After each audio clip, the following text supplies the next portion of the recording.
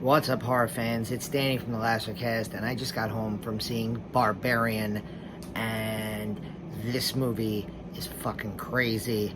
I want you guys to go out and see this movie before you watch any YouTube videos, before you read any reviews, because the less you know about this movie going in, the better it's going to be.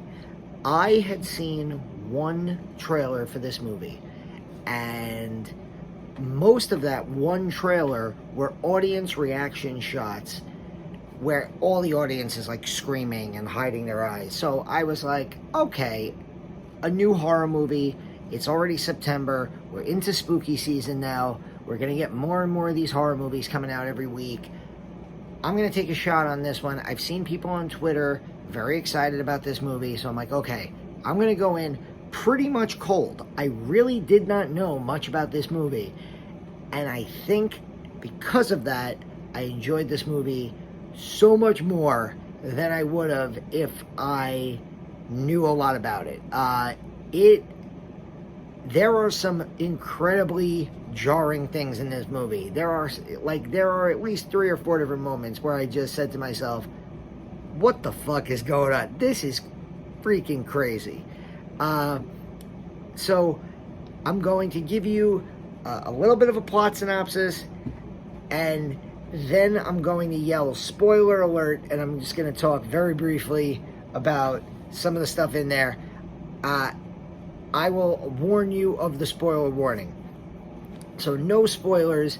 This is kind of like, if you watch, and like I said, I would actually recommend pause the video, go watch this, knowing nothing about it, and then come back and watch my review.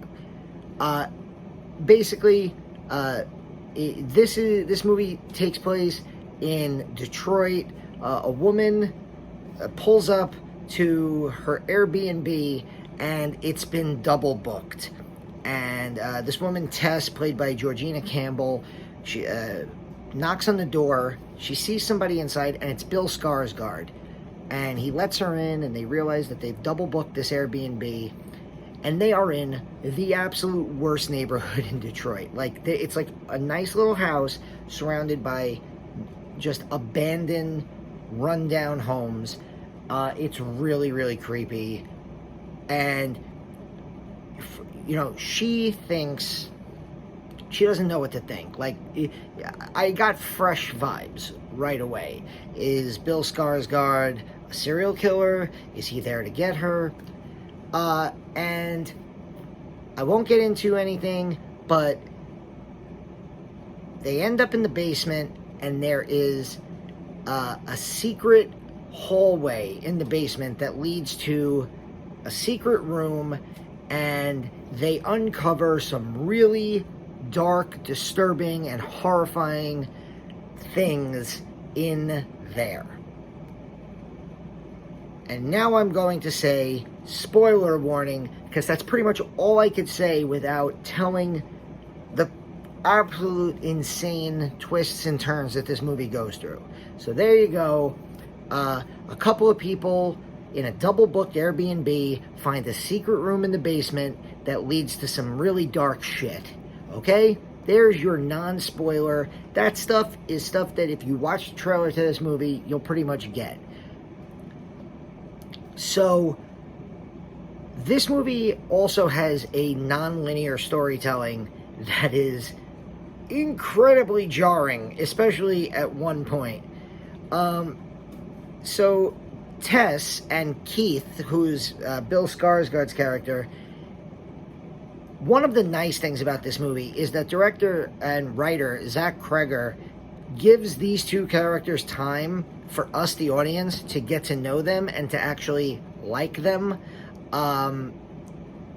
Bill Skarsgard very easily could have been written to be super creepy and, a villain type character, and instead he is written in a good way, and you almost get the vibe that this movie almost could have been a romantic comedy if it went in a completely different direction. For those of you who have seen Fresh with Sebastian Stan, the opening 20 to 30 minutes of the movie feels very similar to that, where, am I watching a horror movie here? This feels romantic comedy vibe. This, and then, oh crap, something terrible happens.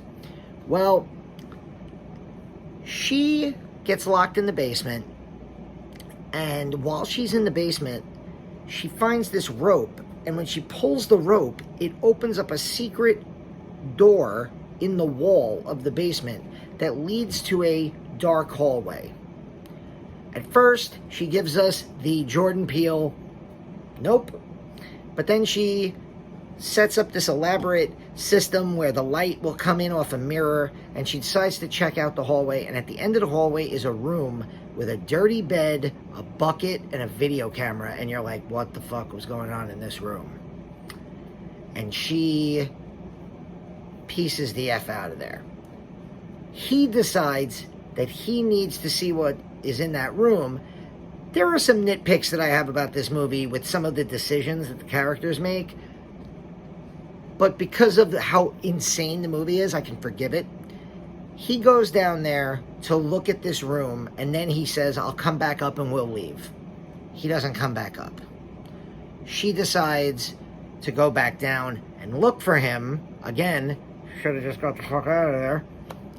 And it turns out not only is there a secret hallway, but at the end of the hallway, there is a door that leads to a dark staircase, and there is an under the basement, like deep underground system of like tunnels under this house. And then comes what I could only describe as something out of H.P. Lovecraft's Castle Freak. If you've ever seen Stuart Gordon's Castle Freak, that's what attacks them in these tunnels. The movie from this point on effectively becomes a combination of Don't Breathe by Fede Alvarez and Castle Freak by Stuart Gordon. They are locked in these underground tunnels, and there is this naked, hideous, deformed female monster attacking. And then there is the most jarring cut I have ever seen in a movie, and we get a story about Justin Long, who is a Hollywood actor accused of rape,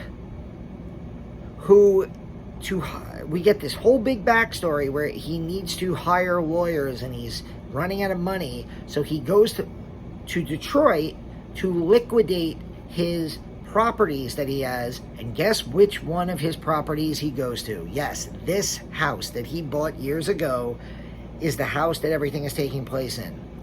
Justin Long goes, he ends up down in the basement, in the secret tunnel, down the staircase, in the tunnels, and he encounters the monster, or this female deformed being. Then we get jarring jump cut number 2 with a flashback to the 1960s, and we get Richard Brake of Rob Zombie's 31 and 3 from Hell, and Richard Brake is a insane kidnapping, rapist, serial killer who has been effectively using his home, digging tunnels, setting this all up, kidnapping women, raping them in that first video camera room, and then locking them in these rooms, in these tunnels under the house, and whatever the monster is down there, it's the result of years of rape and inbreeding. It is...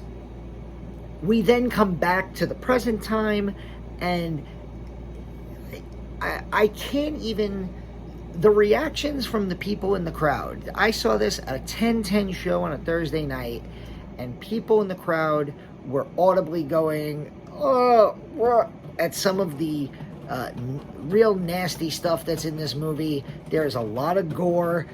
Not a lot of gore, but what you do see, it's right in front of you. There's scenes that make you like go like, ugh. There's a lot of that.